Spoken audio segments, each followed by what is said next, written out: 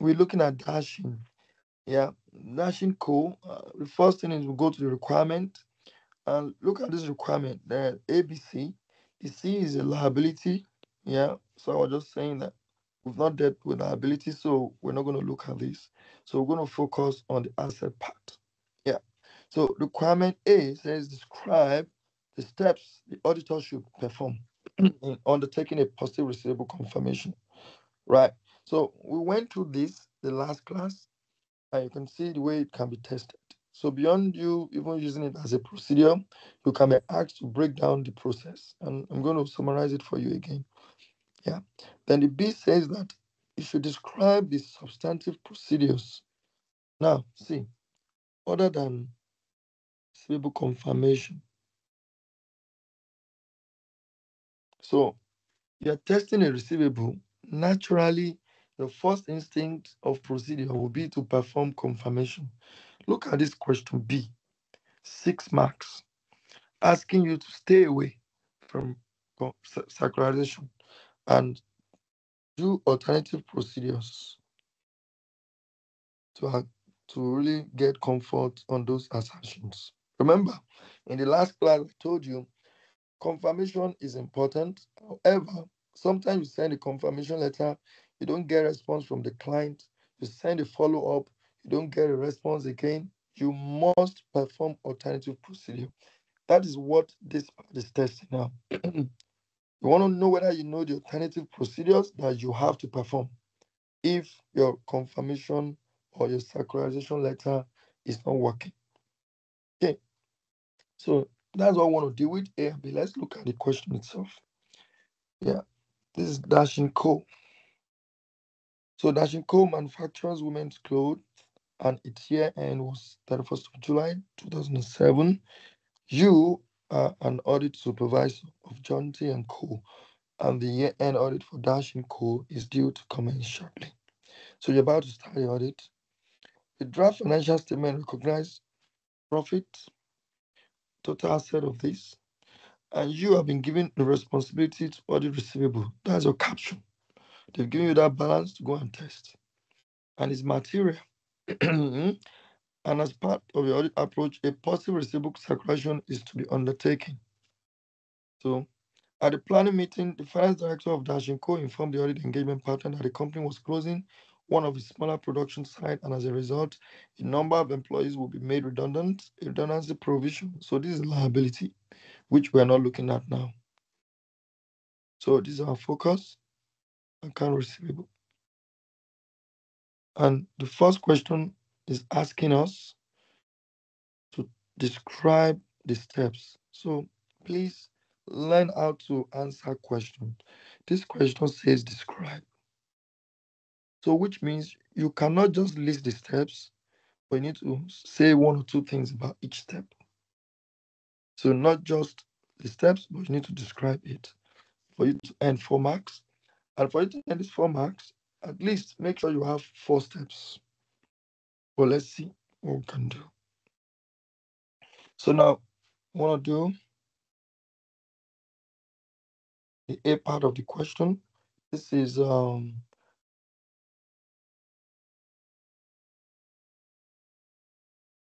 let me just put dashing code here. Like I said, please ask questions. Stop me if anything is not clear. Don't wait. Don't put on a chat.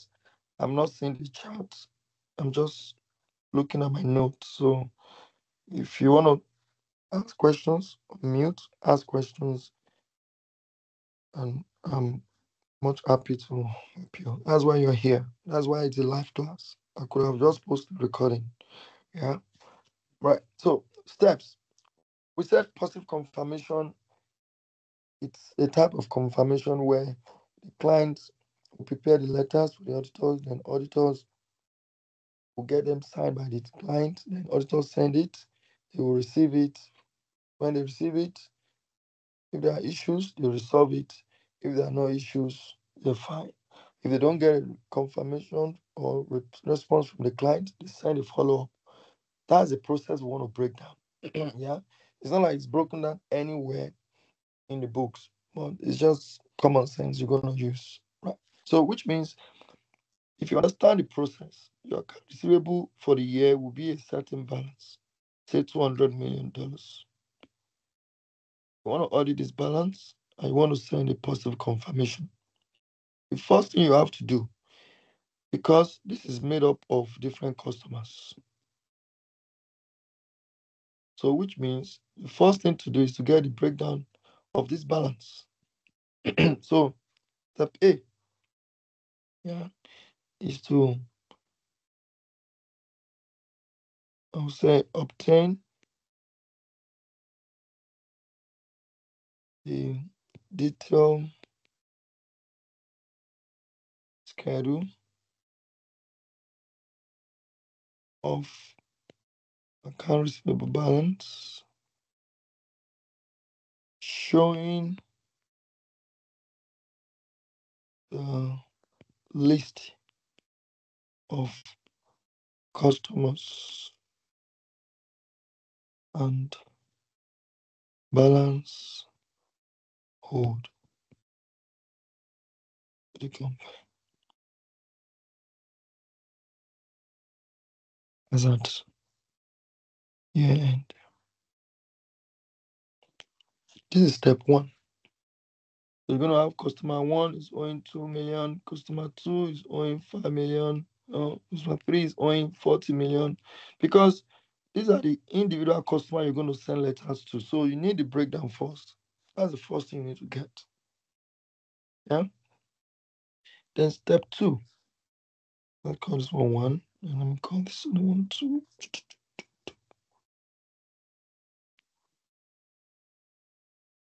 Two.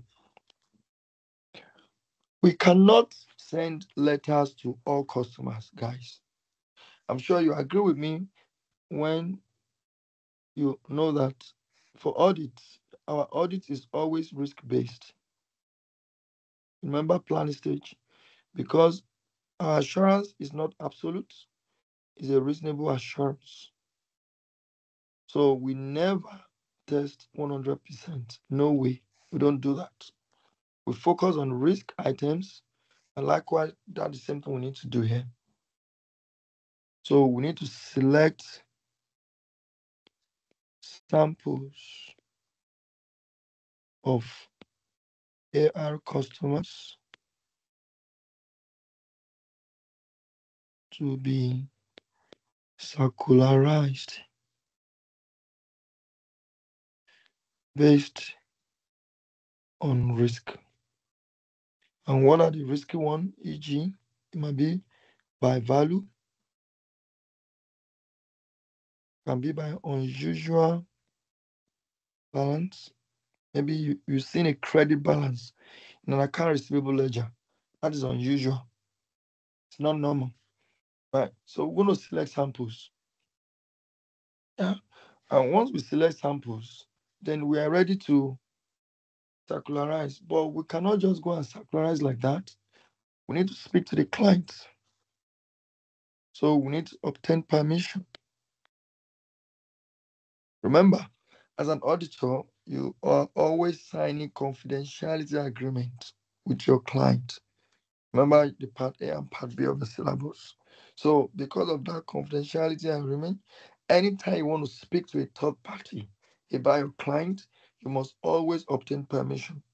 Even to speak to their previous auditors, you must get their permission. Okay? To speak to their lawyer, to speak to anybody, you must get your permission. So obtain permission from the client about the selected customers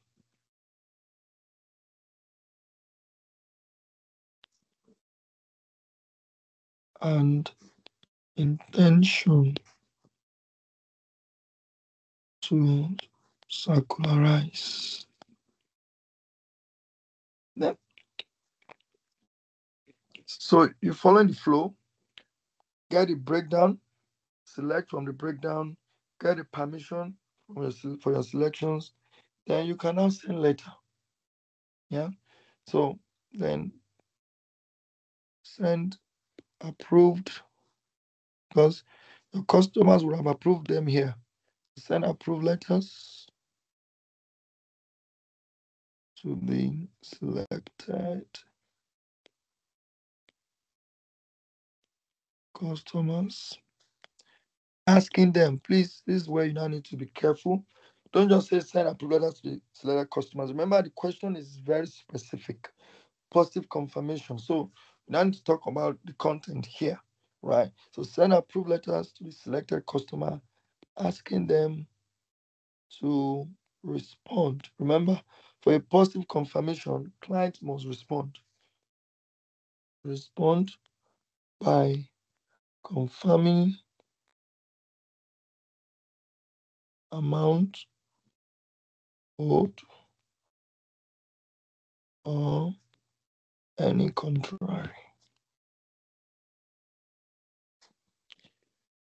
So once the letter has gone out, it's not going to end there. There is a final one, which is collection and reconciliation. Yeah. So receive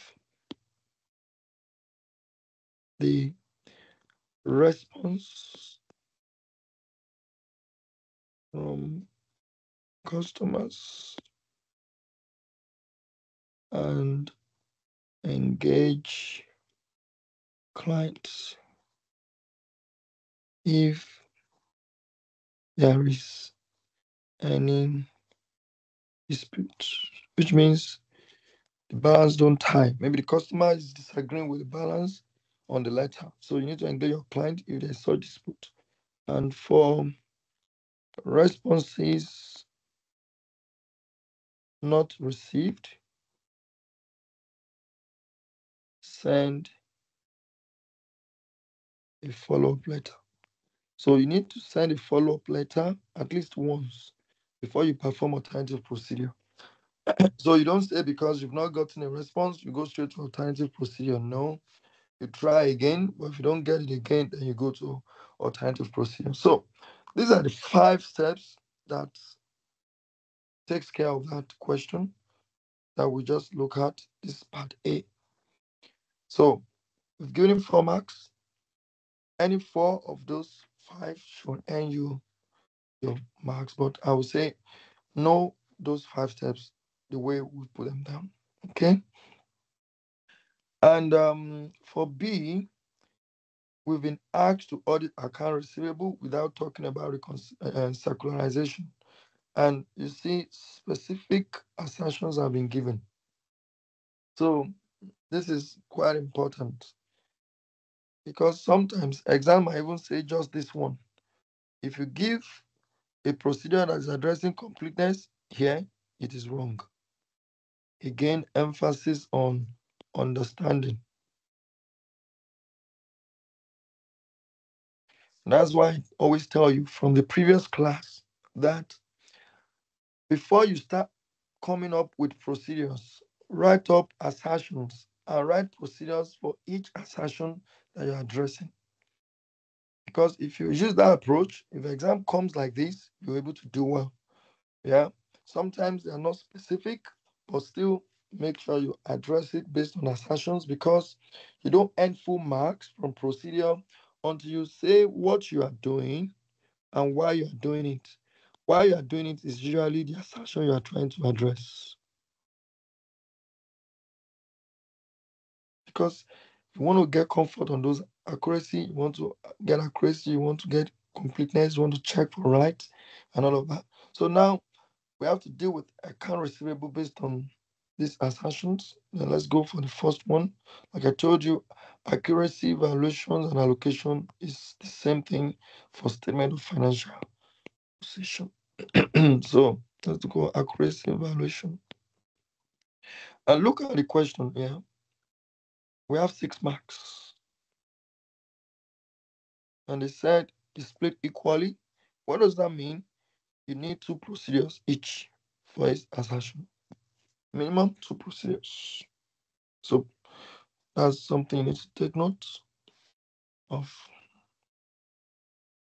So let's start with valuation. Remember, we can't use confirmation. So we'll say obtain the account receivable schedule. Yeah. And cast. So we use that one. Cast. Which means adding up individual balances. Cast all the balances to ensure. Remember, a procedure is not just about what you are doing, but also why you are doing it. So why you are doing it is to ensure that the total adds up to the general ledger. That is accuracy, which is also similar to your valuation, right? Because remember valuation, when I told you when I was explaining the assertions, anytime you hear valuation, what comes to mind? It's about recoverability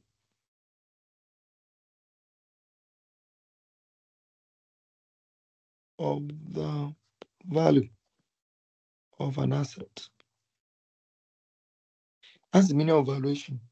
So whether it's account receivable, whether it's PPE, whether it's whatever it is, valuation assertion is about, can we get that same value from this asset? So if we say this asset is 40 million, and that asset gives us that 40 million back. And that's the same thing you'll be talking about for this one.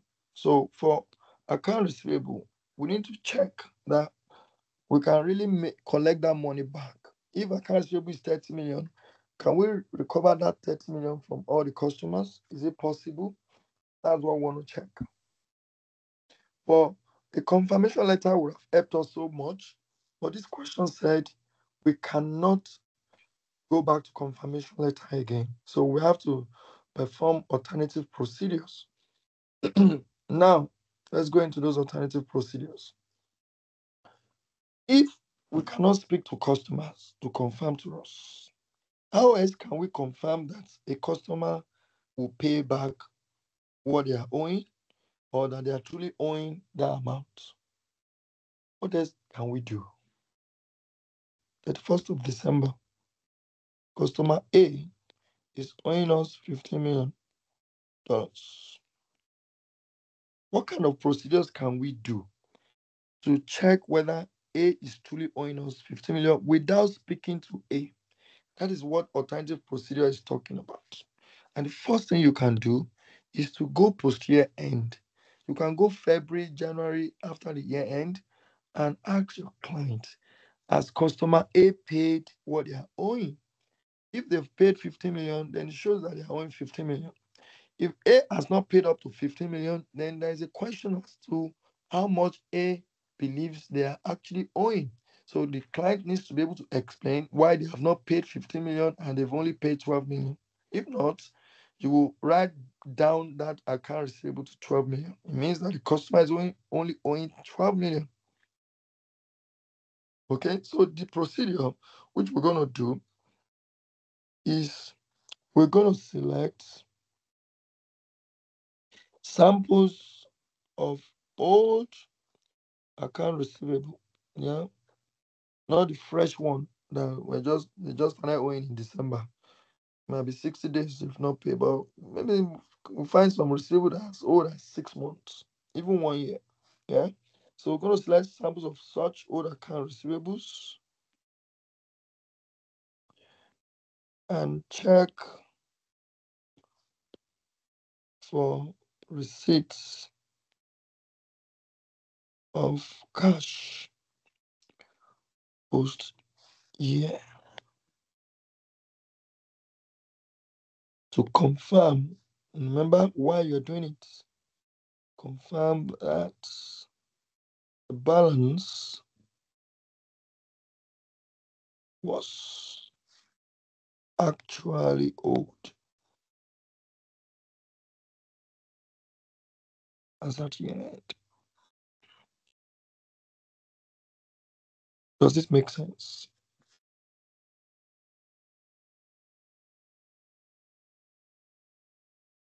Because if the guy paid after the end, then it gives you comfort that truly this guy was actually owing us.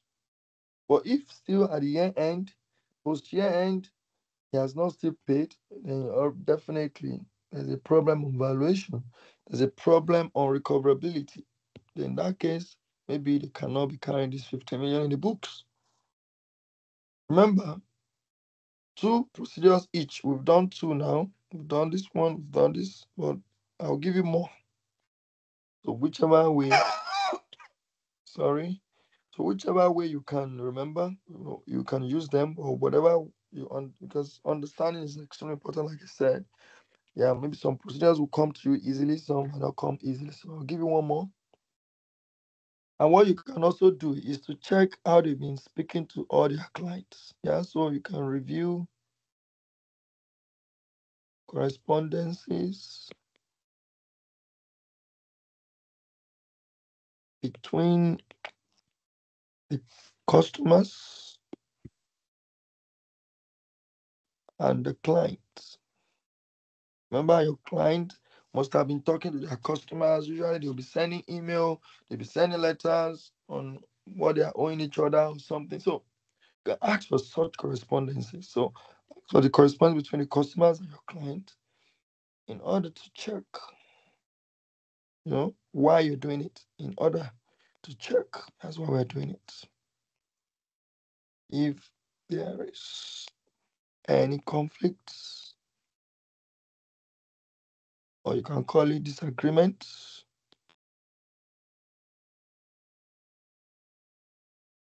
regarding amount owed.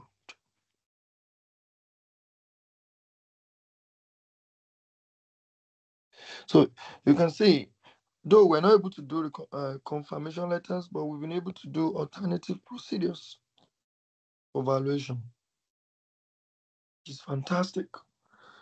The next assertions they want us to deal with is completeness.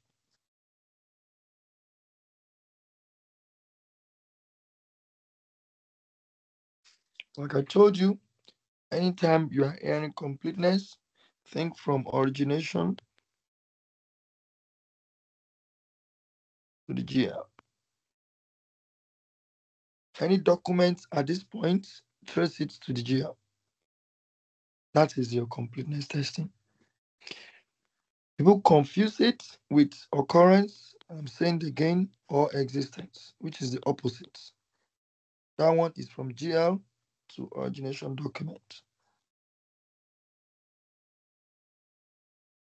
Take, for instance, you want to check whether a transaction occurred.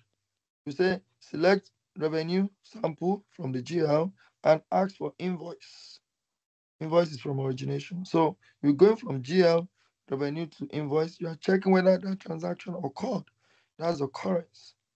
But when you're going from invoice to the GL to check whether all invoices are being recorded as a revenue, what you're checking is completeness. So please take notes. And I go back. I'm saying it so many times because I know it's a point of confusion. A lot of people don't even know how to test completeness. They just hope they've said the right thing. So this time around, you will not always miss it. You will always get it right. See it as from origination to the GL. So for account receivable, how do we test for completeness? When do we have account receivable? At what point? Usually is that when we have dispatch notes. Another origination document that we can have after the dispatch note is invoice. Right. So that helps you easy. So what you can do is to select samples. So number one, select samples of dispatch notes. We spoke about dispatch note in last class. So select samples of dispatch note during the year because you can't be looking at dispatch note after the year. You are doing all of that, you're already going to cutoff testing. Right. So select samples of dispatch note during the year and trace them to the ARGL to ensure all sales are being recorded. I hope this makes sense. And likewise, this is also an origination document, though this comes before invoice. But invoice is still, when you're still moving from invoice to GL, you're still moving from origination to GL. So it's still completeness. So the same procedure is what we put here. Select samples of invoices.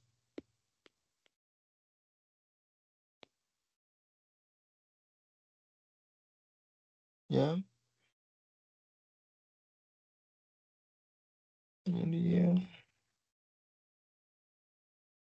And trace to GL to ensure all invoices have been recorded. Okay. In fact, you can even trace dispatch note to invoices because the way sales happen is from dispatch note goes to invoice and goes to bank. Right? So you do this, and payment is made. Yeah. So once you do these two, you're good with completeness. You have the two procedures. Right, so the third one is rights and obligation. Right? And for account receivable, our focus is on rights because it's an asset. So it's rights. So how do we test for rights? What is rights? Rights is just talking about auditors having comfort that the client truly have rights to receive that money. You want to know that your client actually have the right to collect that money from their customers, which means number one, they need to prove to you that they've truly sold to their customers. Because what will give you right is sales. If you have not sold, you don't have any right. If you remember, IFRS 15. So if you have performed your obligation, then that's when you are entitled to revenue. So now, how do you test that your client has performed their obligation? Is by checking that they've truly made sales to the customers they're claiming is owing them. So that will be the first procedure. Say, for sample, AR balance,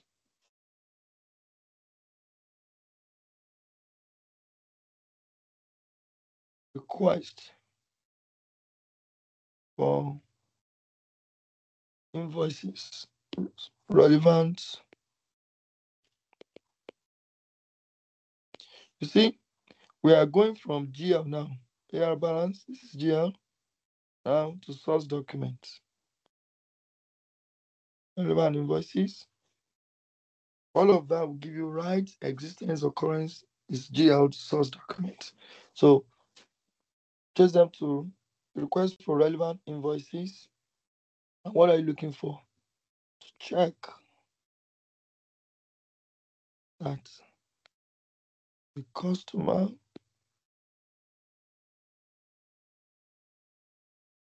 name is on invoice and amount GL agrees invoice. This is the evidence that we sold. Invoice. Mostly even customer could have acknowledged the invoice, maybe stamp or something. So that gives you confirmation or evidence that truly my client has a right to collect money from their customer. Another thing you can do is this procedure, and you can repeat it and you still get your mark. Payment post year end. We use it somewhere. Yes, this one. it will also pass. Because if someone paid you after year end, it's a confirmation that you had right to receive that money as at the year end, because payment only came after the year end, but the obligation has been fulfilled before the year end. So you can as well trace, also select some old balances like we did, the same procedure. Select sample AR H as old. Just call it old.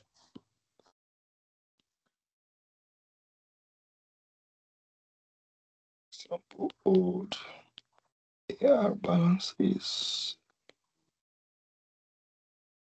And what do you want to do? Check for payments after the end.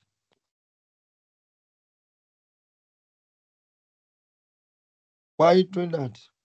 To confirm that the client had the rights to receive the money. Because if the customer already paid, that's a good confirmation that there was a right to receive the money. And that is it with account receivable.